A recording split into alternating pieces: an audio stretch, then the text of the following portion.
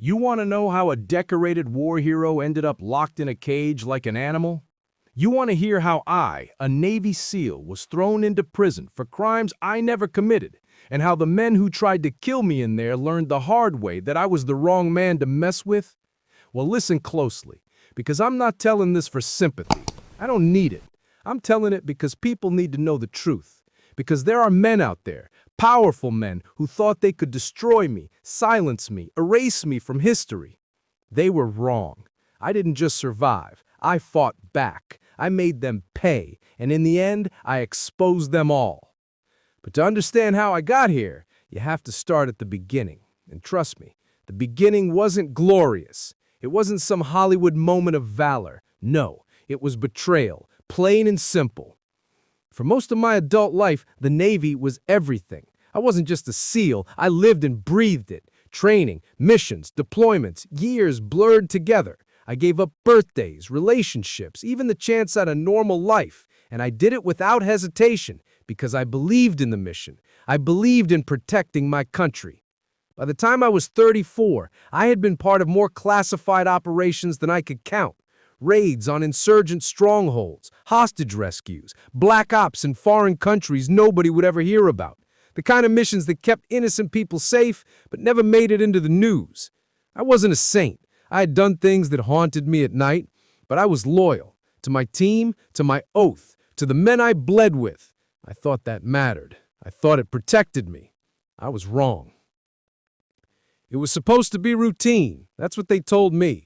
A covert intercept on an arms deal that threatened to put American weapons into the wrong hands. The orders were clear. Infiltrate, stop the transaction, collect evidence, and get out.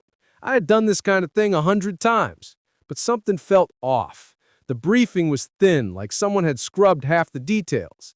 There were new faces in the command room, guys in suits, not uniforms. They acted like they owned the op, but none of us knew who they were. CIA, contractors. I asked questions, but got nothing but vague answers. Need-to-know basis, they said. Every instinct I had told me something wasn't right, but in the military, you follow orders. You don't get to walk away because something feels wrong. So I geared up and got on the bird, like I always did. We hit the ground in the dead of night, moving silent, moving fast. At first, everything looked clear. But then, out of nowhere, gunfire erupted. Not scattered fire, an ambush, coordinated, precise. They knew we were coming. Bullets tore through the darkness. My team dropped into cover, returning fire, but we were outnumbered, outflanked. It was chaos, shouts, screams, the stench of blood and gunpowder thick in the air. I fought like hell, took down anyone in my sights. Years of training kicked in, muscle memory, reflexes sharper than thought. But deep down, I knew this wasn't a mission gone bad. This was a setup. And then it happened. When the smoke cleared, the evidence was waiting. Explosives hidden in my gear. Documents conveniently marked with my name, proving I had sold out my country. It was too perfect, too neat, like someone had planned it all, down to the last detail. I barely had time to process it before I was in cuffs. The news spread faster than wildfire. Decorated SEAL exposed as traitor. Ethan Cole, war hero or criminal mastermind. They paraded me in front of cameras like I was already guilty, and in the eyes of the world, I was. But what cut the deepest wasn't the public, it was my brothers. Men I fought alongside, men I would have died for, looking at me like I was scum, like I had betrayed everything we stood for. The trial was a farce. Evidence was fabricated, witnesses were silenced, and my defense was shackled before it even began. The verdict was guilty, without hesitation.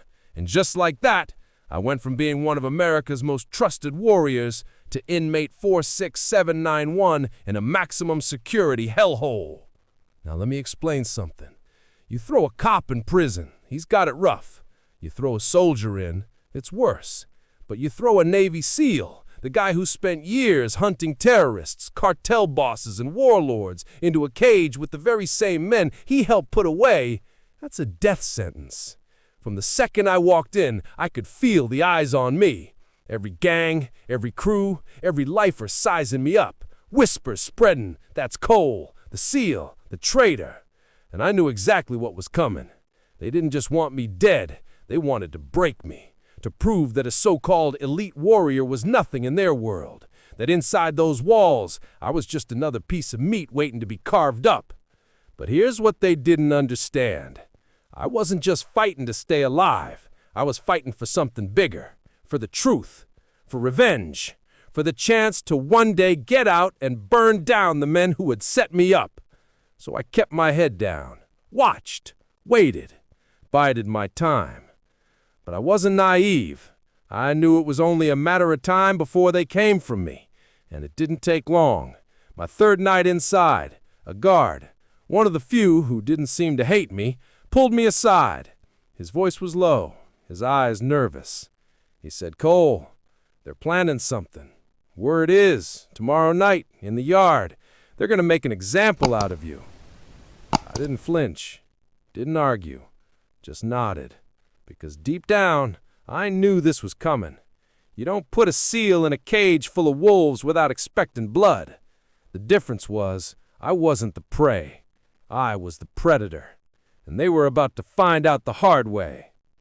That was the beginning of it all, the night they tried to kill me, the night I reminded every man in that prison exactly who the hell I was, and the night I began the fight for my life.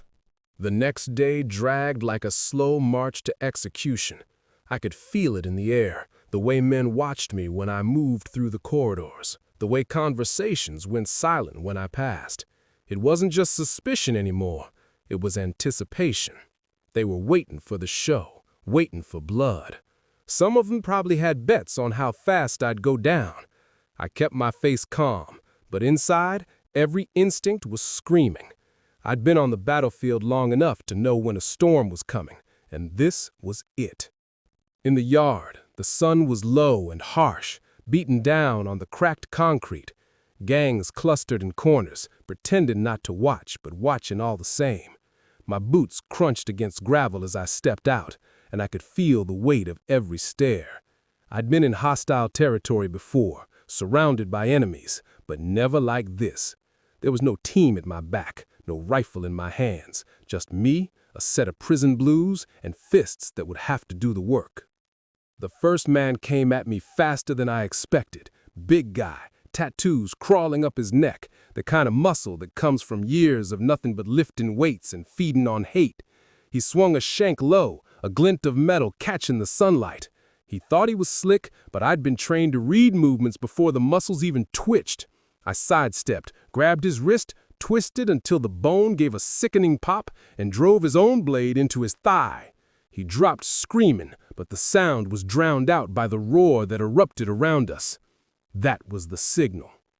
3 more came at me from different angles, trying to overwhelm me. They thought they were wolves circling prey, but wolves never met a man like me. One lunged with a broken piece of pipe, and I slipped under it, ramming my shoulder into his gut, lifting him clean off his feet before slamming him into the ground hard enough to knock the wind out of him. I rolled as another swung at my head, barely missing, the pipe clanging against concrete. I grabbed his leg, yanked, and sent him sprawling. The third one managed to clip me across the jaw with a fist wrapped in tape and metal. My vision flashed white, but pain is just information, and I'd been taught to use it. I turned with the blow, let his momentum carry him forward, then drove my elbow into the side of his skull. He dropped like a sack of bricks. Blood filled my mouth, the taste metallic, hot, but it only sharpened me. The yard was chaos now. Shouts, guards yelling, alarms starting to blare, but none of it mattered. All I saw were targets. All I felt was the cold clarity of survival. Another came at me with a chain, whipping it like a serpent. I caught it mid-swing, wrapped it around my forearm, yanked him off balance, and broke his nose with a single punch. The chain clattered free, and now I had a weapon. I spun it in my hand, the sound whistling through the air, and every man thinking of rushing me took a step back. For a moment, just a moment, the yard froze. I stood there, breathing hard, blood dripping down my face, eyes scanning the crowd. Dozens of them, staring at me, trying to figure out if they wanted to test me or leave me alone. Some were hungry for the kill, others just curious, but I could see it, the hesitation, the fear. They had expected an easy kill. Instead, they got a reminder that a SEAL doesn't stop being a SEAL just because you put him in prison blues. But it wasn't over. Not yet. The leader stepped forward. I knew him by reputation before I ever saw him in person. Ramirez, cartel enforcer, a man who had ordered hits on civilians, who had executed rivals in front of their families. He had reasons to hate me. I'd been part of the unit that dismantled one of his networks years ago.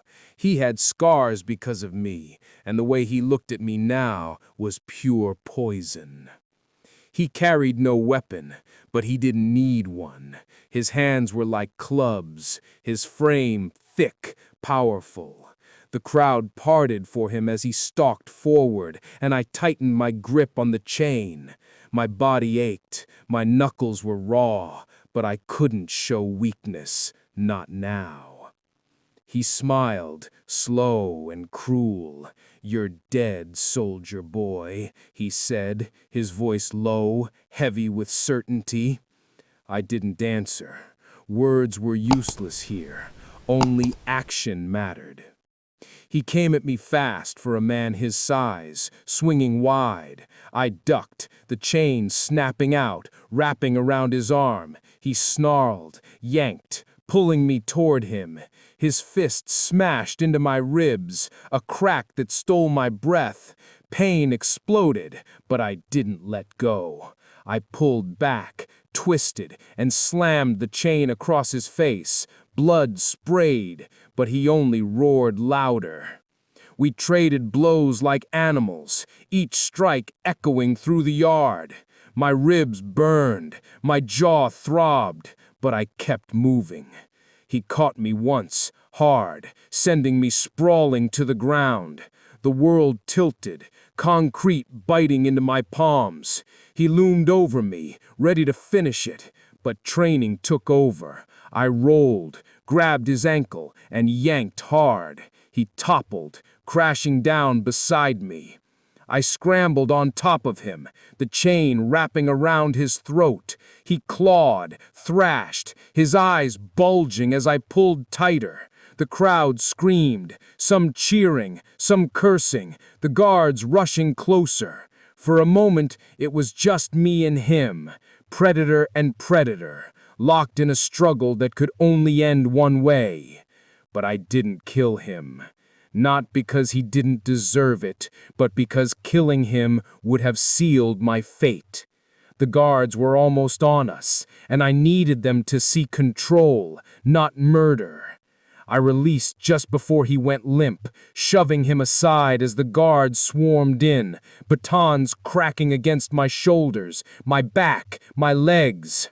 They dragged me away, bloodied but unbroken, and as they hauled me toward solitary, I saw the faces in the crowd, some filled with hate, some with fear, but all with the same realization.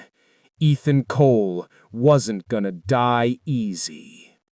In the silence of the solitary cell, bruised and aching, I lay on the cold concrete and stared at the ceiling.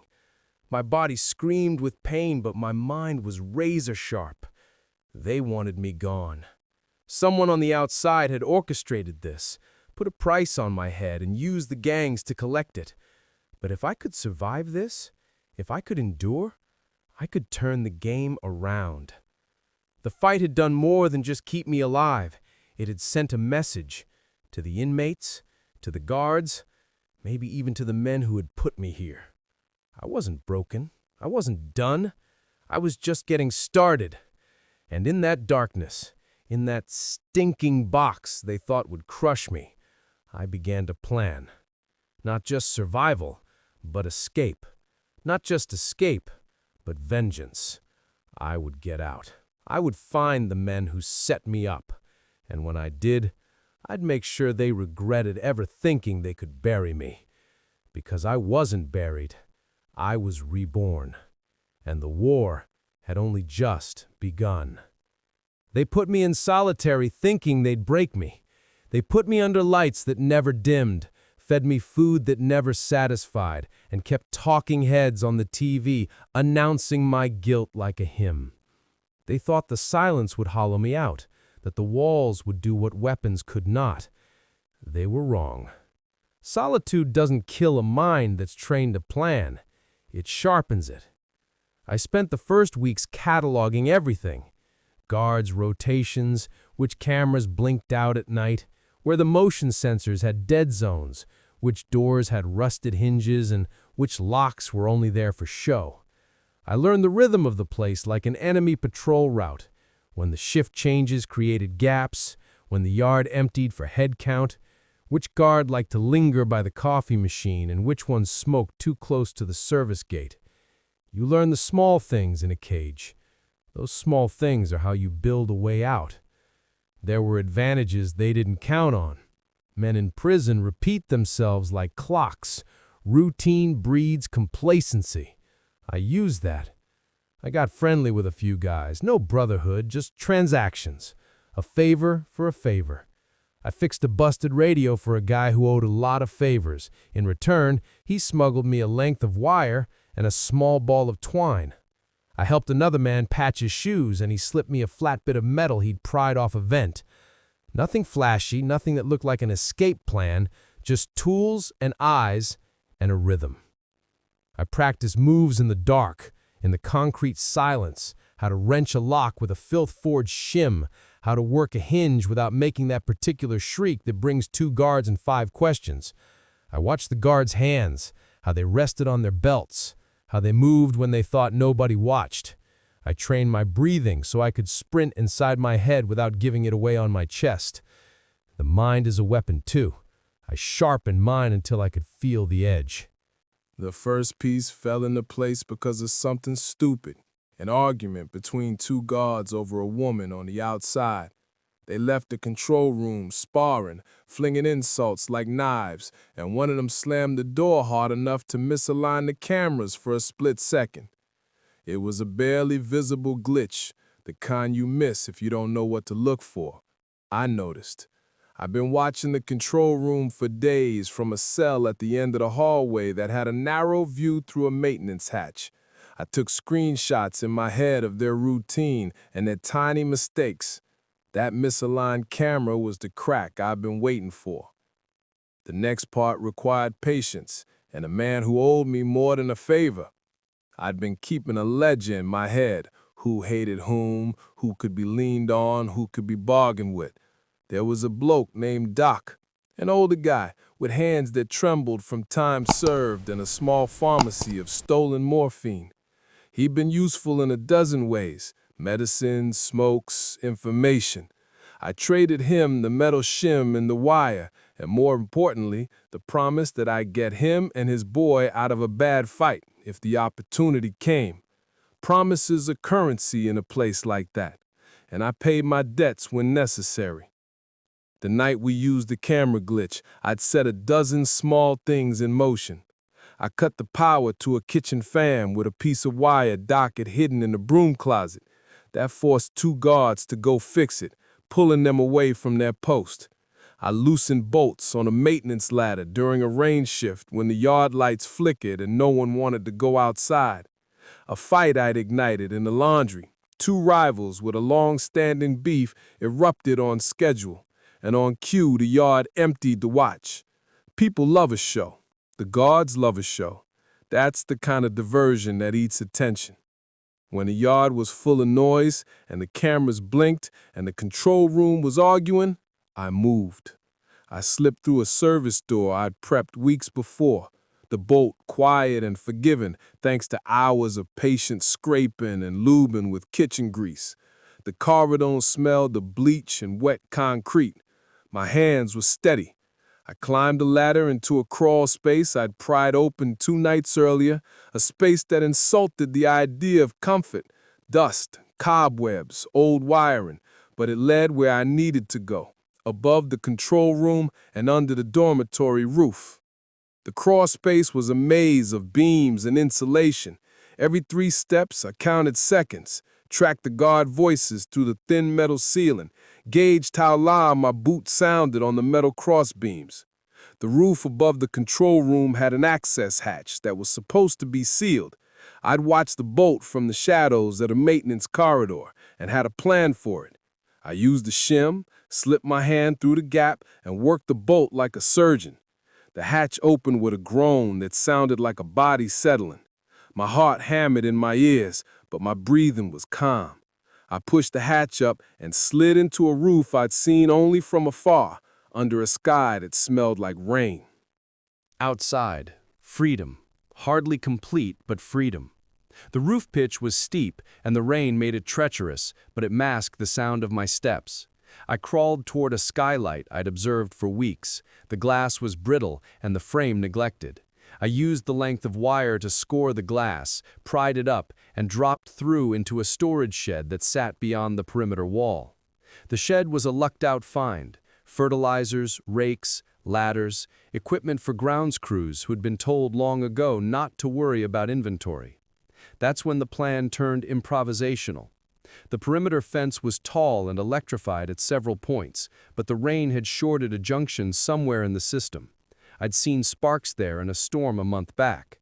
I knew its failing patterns. I took a length of chain from the shed, looped it over the top of the fence, and used my body weight to bend the top rail just enough to give my shoulder a place to latch on. When I heaved, the metal screamed, but it bent.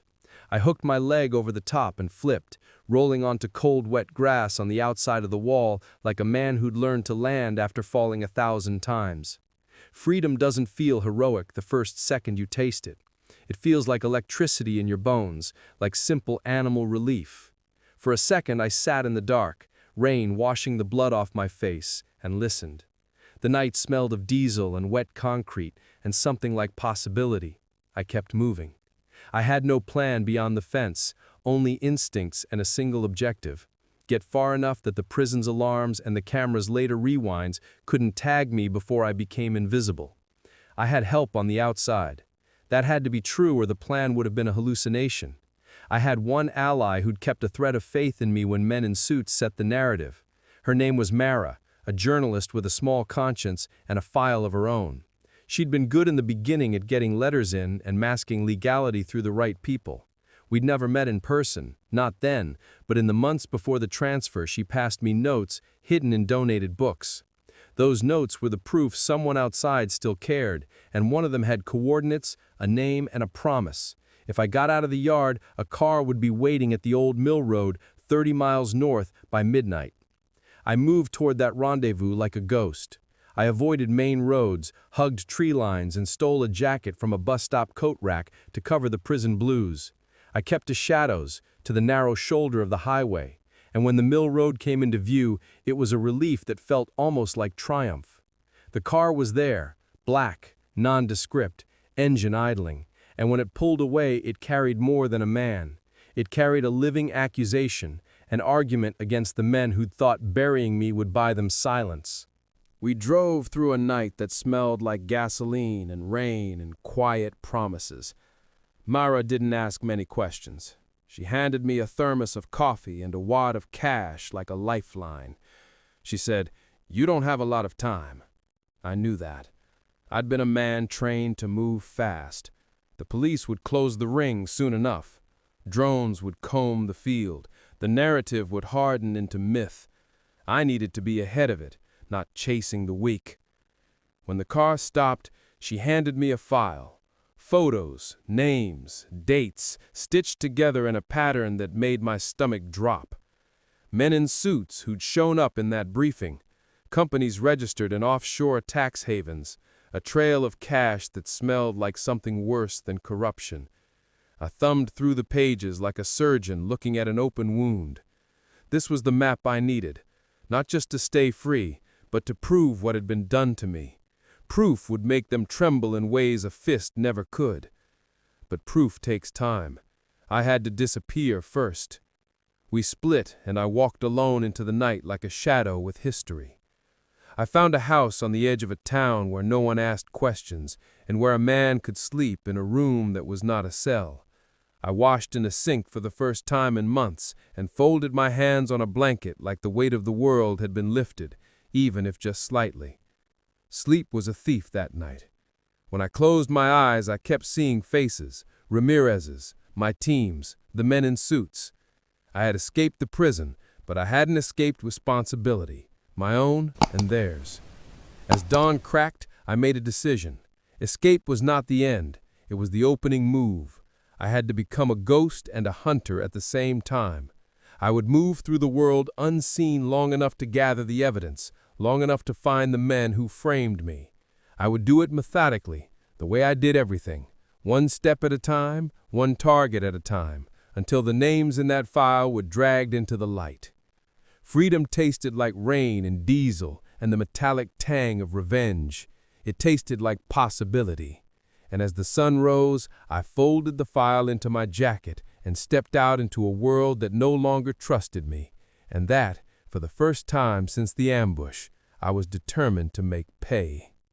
The first night outside felt less like freedom and more like stepping into another battlefield.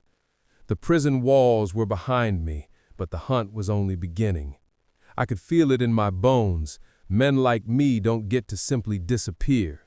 The moment the cameras caught the gap, the moment the guards realized I wasn't in my cell, every alarm in that concrete hell would have blared. Choppers, drones, roadblocks, standard procedure. I had to vanish faster than they could mobilize, and I had no margin for error. Mara had given me the file, a lifeline disguised as a manila folder. Inside were names, dates, accounts offshore, signatures from men who should have been allies but had sold me for scraps of power. My pulse hammered when I saw faces I recognized, senior officers, contractors in polished suits who'd briefed me before missions. They had set the board, moved the pieces, and when the game ended, I was the pawn left standing alone in the crosshairs. The file was proof, but proof without a plan was just paper. I couldn't linger in the safe house Mara had arranged. Too exposed, too easy to track. I ditched it at first light, wrapping the file in plastic and tucking it into a waterproof pouch I wore under my jacket. Every step away from that town felt like cutting a cord. I moved fast, changing buses, walking stretches on foot, keeping the back roads. I never sat in a seat near windows, never let myself stand still long enough to be recognized. The posters would be out by now.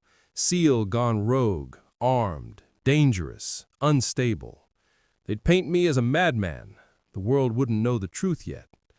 For days I stayed mobile. Cheap motels, abandoned barns, even the back of a long-haul truck that smelled of diesel and onions.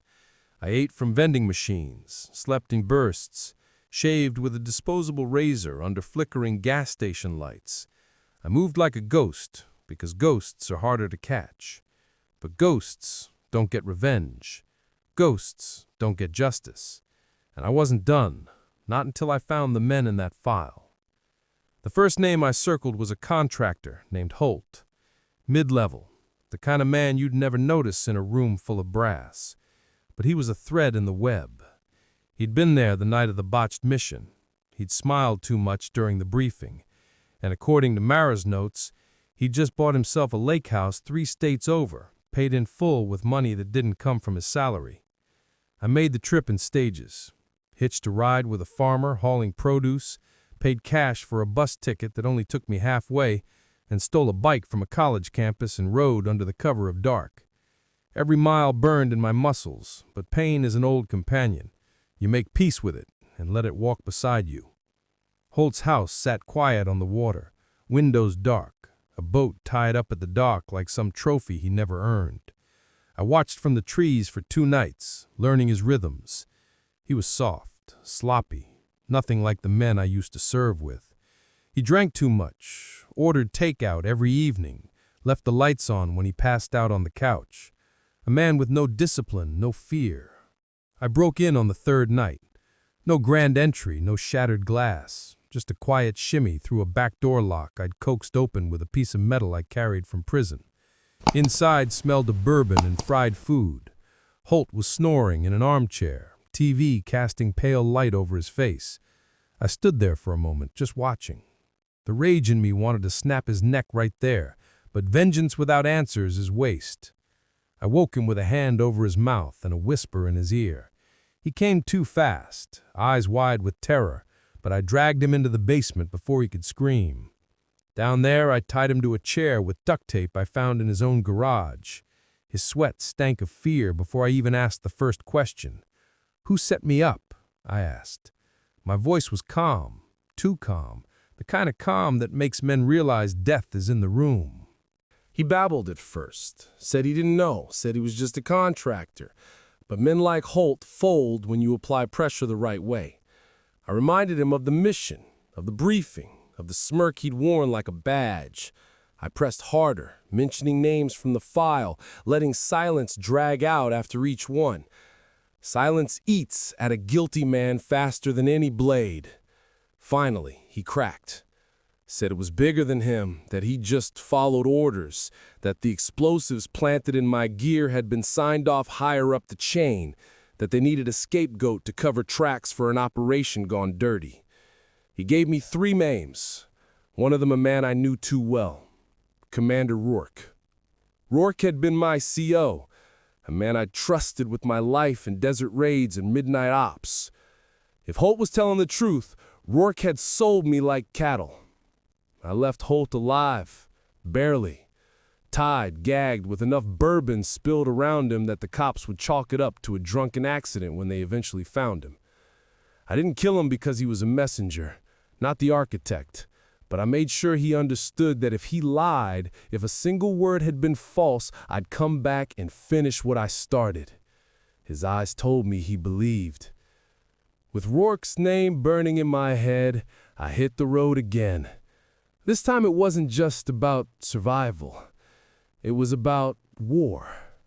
I wasn't just running anymore. I was hunting. The more I dug into Mara's file, the clearer the picture became. Rourke hadn't acted alone. There were layers of shadow, government suits, private contractors, corporations with more money than morality. They'd orchestrated missions not to protect, but to profit. Selling weapons to the very men we'd fought, then using me as the fall guy when the deals got too visible. It wasn't just betrayal. It was treason, wrapped in patriotism and sold to the public as necessity. And I was the evidence they buried under concrete and steel. I made a vow that night, standing in a gas station bathroom with rain dripping off my jacket and blood drying on my knuckles.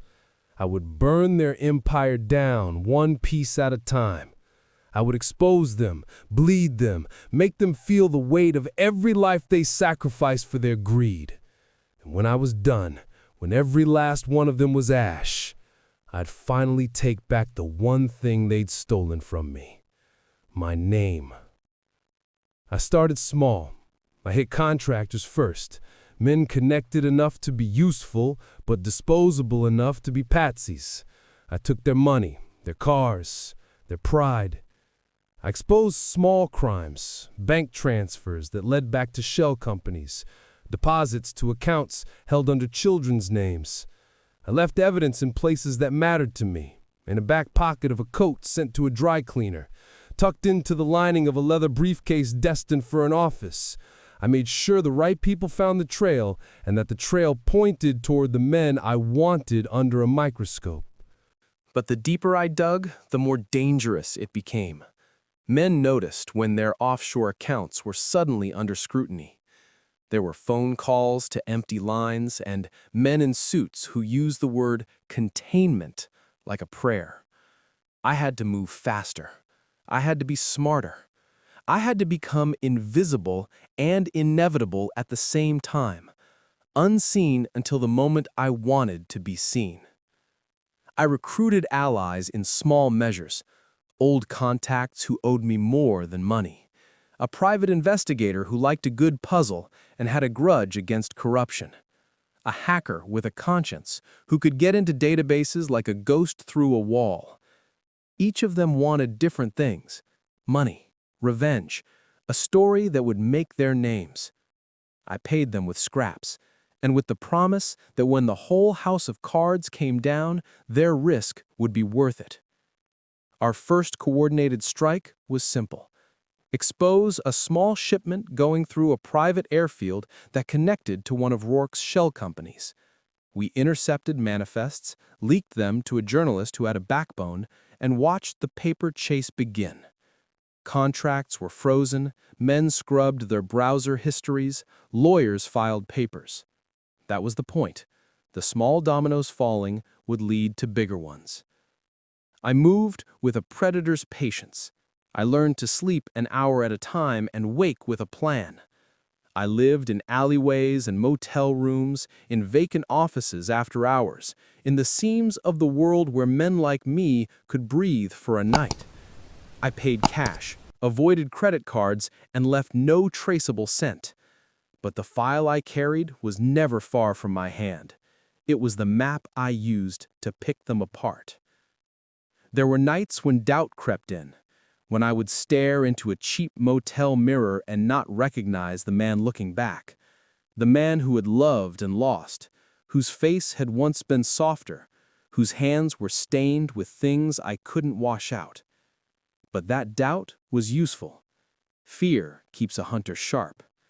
I let it in just enough to remember the stakes and then shoved it back down. The mission required sacrifice, and I would not be the one to waver. Weeks turned into months. The heat from the prison softened, but never truly cooled. Authorities closed in on leads I'd planted, and on those they suspected. Men started to whisper about a ghost sabotaging their operations, a phantom that left breadcrumbs leading back to men in power. My name was still poison on the tongue of anchormen, but in boardrooms and private jets, men I had once trusted were growing nervous. Their confidence was a thin veneer. The file had started to crack it. And through it all, I kept one eye on Rourke. I watched his public moves, his charitable donations, the speeches that praised service while his hands signed contracts that fed the machine that destroyed that service. He sailed through press junkets with a performance practiced like a hymn. But everyone wears a face for the public, and everyone has a back door. I intended to find his. One night, 2 towns over, a courier misdelivered a package of Rourke's, and I ghosted into an office building to collect the wrong envelope. Inside were receipts, hotel keys, a check stub that tied him to an offshore account we'd been watching. It was enough, not to prove everything, but enough to start the crack that would become the break. I slid that evidence into the hands of a reporter who had the courage to ask questions without a committee's permission. Her name was Leela. She had dirt under her nails and a spine made of iron. She didn't publish anything without corroboration, but she asked. And when the right questions are asked in the right order, answers begin to come like water from a hose you've turned on. And so the hunt expanded. No longer was I just one man moving alone. I had people who believed enough to act.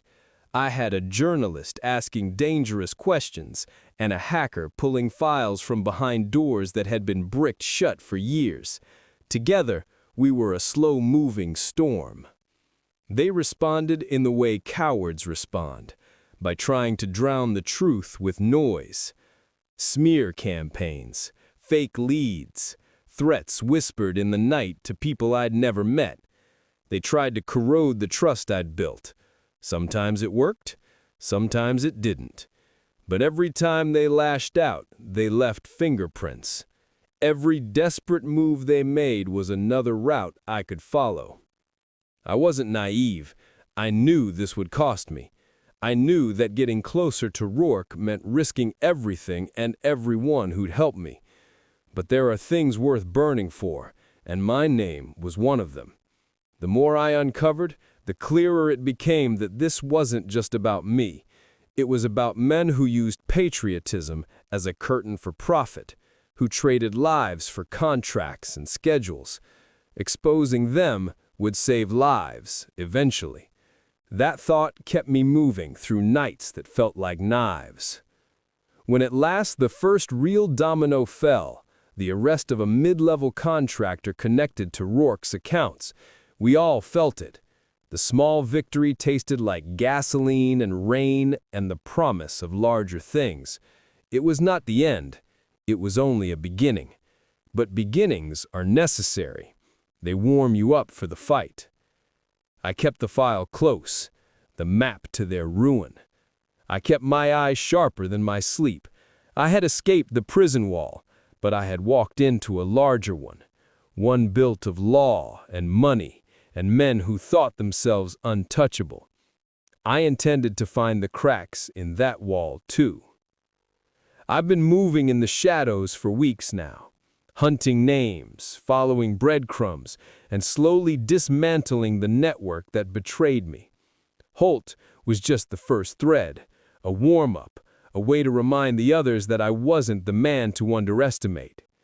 Now, all my attention was on Rourke, Commander Rourke, the man I trusted with my life, the man who had sold me out, who smiled while my team fell into the trap he designed. I knew I had to be smart. Rushing at him would be stupid. I had to strike with precision, like I had in every mission I'd survived before. I tracked him first through the patterns Mara's file revealed. Hotels, meetings with contractors, charity galas designed to polish the image of a man with blood on his hands. His movements were predictable in a way that only someone trained to read people could notice. He always left his safe house at precisely 6:15 a.m., drove a silver SUV with tinted windows, and made a stop at a private gym before heading into the city. Observing him from the shadows, I saw the arrogance in his posture, the lack of awareness that someone could be watching him, like he was untouchable. I began gathering everything I could on him: phone records, financial transactions, internal communications.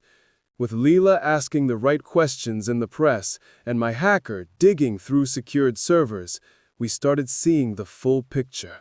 The corruption, the lies, the elaborate chain of betrayal. It was worse than I imagined. He hadn't just set me up. He had orchestrated the entire operation to cover personal profits, to curry favor with men higher up, and to eliminate anyone who could see through the cracks. I wasn't just fighting for my name anymore. I was fighting to expose the rot that ran through every level of their operation. The plan had to be meticulous. Rourke wasn't a man to corner easily. He had lawyers, security teams, surveillance cameras, and a network of allies who could neutralize a threat before it even approached. I couldn't just walk in and confront him. That would be suicide. I needed leverage, evidence so damning that it couldn't be ignored, and a way to make him vulnerable long enough to face me. The first step was surveillance. I followed him through the city in shifts. Keeping to the shadows, I memorized every door he used, every hallway, every guard. I even intercepted deliveries and office supplies, noting when and how they arrived. Every pattern mattered. Every lapse in attention was an opportunity. This was a game of patience, and patience was my weapon. Then came the first confrontation, indirect, but powerful. Using the evidence we'd gathered, Leela published a series of articles exposing some of Rourke's smaller schemes: shell companies, unexplained transfers, and shady contracts. The press blew up, and for the first time, the man I had once admired looked vulnerable. He was forced to defend himself publicly, to answer questions, to fumble. That crack in his armor was all I needed to plan the next move. I couldn't be in the same city when he reacted. That would be reckless. I moved to the outskirts, using safe houses, blending in with the night. I intercepted his communications, learning that he planned to attend a high-profile fundraiser outside the city, in a mansion with minimal security because he trusted the elite around him. That was my opening. That was where I could finally confront him. The night of the fundraiser, I approached like I always did, silent, unseen, every step calculated.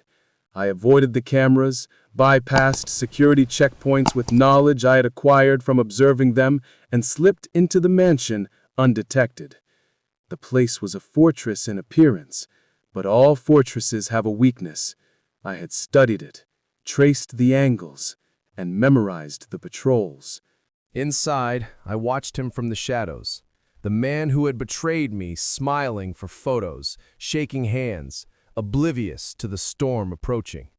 He believed he was untouchable, that his carefully constructed facade was impenetrable. I let him believe it, savoring the moment when reality would hit. Then I moved. Quietly, efficiently, like I had in missions where failure meant death. I approached his office, bypassed the alarm systems, and placed the evidence on his desk. Financial records, transfers, signed orders, everything that tied him directly to the operation that had landed me in prison. I left a note. "I know what you did. Your time is over." Rourke arrived shortly after. He didn't see me at first, too absorbed in his work. When he did, his eyes widened, but that look didn't last. He reached for his phone, for the panic button, but I was faster. One step, one motion, and the threat was neutralized, not through violence, but through intimidation and evidence. I let him see that there was no escape, that his empire of lies could crumble in a single day if he didn't comply. Over the next hours, I confronted him with everything I had. His voice cracked, arrogance melting in the fear as I detailed the betrayals, the cover-ups, the lies he had spread about me. I made him understand that his position, his prestige, meant nothing in the face of truth. I forced him to make calls, to reverse accounts, to admit to journalists everything he had done. I was no longer just a man seeking revenge. I was the executioner of justice, and he was at my mercy. By dawn, the confrontation was over. Rourke was exposed, stripped of his power and publicly humiliated. His allies fled, the contractors were arrested, and the chain of corruption began to unravel. For the first time in months, I felt a sense of completion, not just for myself, but for the people who had been used, manipulated, and betrayed by the system. Even then, I didn't celebrate. The work wasn't finished. There were still men higher up, still shadows in government and private corporations, still threads that could unravel or snap at any moment. But I had proven something crucial. I was not a pawn. I was a force to be reckoned with. I was a SEAL, trained to survive, to fight, and to win. And now, after everything, I was free, not just in body, but in truth. As I walked away from the mansion that morning, the sun rising over the horizon, I knew the journey was far from over. But one thing was certain. Commander Rourke had learned the hard way that betrayal has consequences, and no one, not even a man who once commanded me, escapes the reckoning when you are trained to endure, to fight, and to win. The storm I had become was only gathering strength, and the world would soon learn that those who think they are untouchable are often the easiest to bring down. I had my name back, my dignity, and a sense of justice that no prison, no conspiracy could ever take from me again. This was only the beginning of a new chapter, a chapter where I controlled the narrative, hunted the lies, and ensured that those who had tried to bury me would never forget the man they had wronged. I could feel it, the culmination of months of planning, running, and hunting. The web was unraveling, the lies collapsing, and the men who had tried to destroy me were exposed, terrified, scrambling. But the final chapter wasn't about vengeance anymore. It was about proving to the world that I had survived injustice and emerged unbroken. It was about reclaiming my name, my honor, and my life. Rourke's fall had sent ripples through the networks, and with each ripple, I uncovered more men hiding behind suits, titles, and government contracts. They had believed power insulated them, that wealth could shield them from truth. They were wrong. I became the storm they had underestimated, a ghost that moved faster than their security systems, sharper than their strategies, and colder than the steel they hid behind. I started tying up the loose ends, each move calculated like a mission I had rehearsed 100 times in my mind. Contractors who had knowingly facilitated my setup were forced to confess. Their accounts frozen, their reputations shattered. Emails, bank transfers, and encrypted messages that once carried lies now became the evidence that illuminated the conspiracy in its entirety. Every name in Mara's file had a price, and I intended to collect it in full. One night, I infiltrated a corporate gala in the city, where a key figure in the operation, a man named Latham, was celebrating a merger that would have cemented his influence. Security was tight, and cameras covered every angle. But I had studied the schematics, memorized the patrol rotations, and understood the human weaknesses. Every smile he flashed to reporters, every careless hand movement, every arrogance-fueled laugh, these were my openings. I didn't need to kill him, that wasn't the point. What mattered was exposing him. I slipped into the private office above the ballroom using a service ladder and a maintenance hatch I had scoped out weeks prior. Inside, the room was opulent, filled with artifacts of a man who lived off greed and deceit. I planted files and digital evidence on his system, ensuring that the moment he tried to cover his tracks, a trail of incriminating data would lead directly to the authorities. The next morning, the press exploded. Headlines screamed corruption, fraud, and conspiracy, reaching levels no one had dared to imagine. Executives were arrested, contractors were interrogated, and Rourke, already humiliated, became a cautionary tale whispered in corporate boardrooms and military offices alike. My name, once tarnished and accused, was being cleared with every verified report, every undeniable piece of evidence, every confession forced by the truth. And yet, I didn't stop.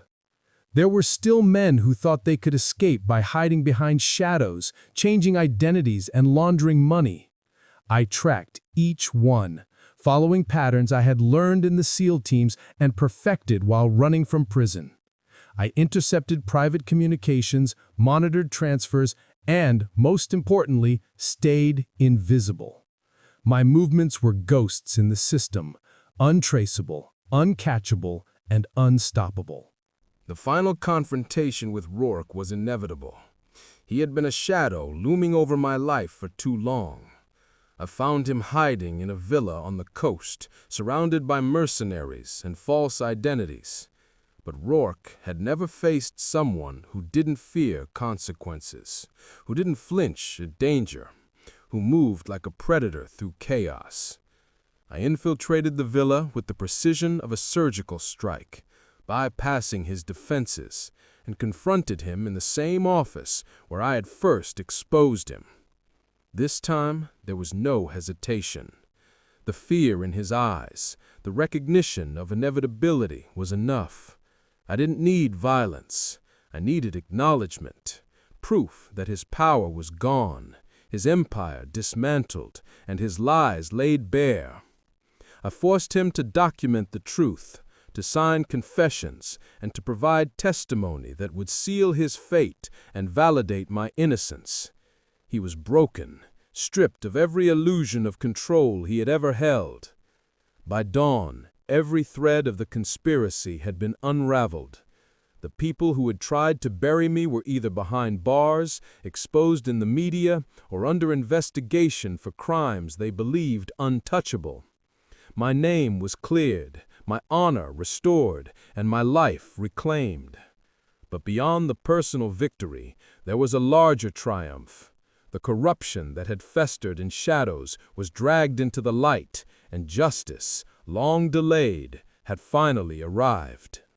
Standing on a cliff overlooking the ocean, watching the sunrise break over the horizon, I realized something important. Revenge had been a vehicle, but truth was the destination. I had survived the impossible, a prison designed to break me, a government conspiracy meant to erase me, and men who thought I was disposable. And now, after all the battles, I was not only alive, I was vindicated. Freedom tasted different when earned. It wasn't just being out of the walls or out of the chains. It was the reclamation of identity, the affirmation that one man, trained and resilient, would not be erased. The storm I had become had swept clean the filth that had tried to consume me, leaving behind clarity, justice, and the satisfaction of knowing that no shadow could outlast the light of truth. I walked away from the cliff with the sun warming my back, the wind carrying the remnants of the night's storm. I was no longer hunted. I was no longer accused. I was no longer a pawn. I was the man who had survived the impossible, fought the corrupt, and emerged whole. And from that day forward, the name they had tried to tarnish would be untouchable, a symbol of endurance, resilience, and the relentless pursuit of justice. This was the end of the mission, the conclusion of the hunt, and the affirmation of one undeniable truth. A man who refuses to be broken, who faces every betrayal with strategy and resolve, can rise from any darkness and reclaim the life, honor, and name that was stolen. I had done it. I had survived. I had fought, and I had won. And for the first time in years, I could finally breathe.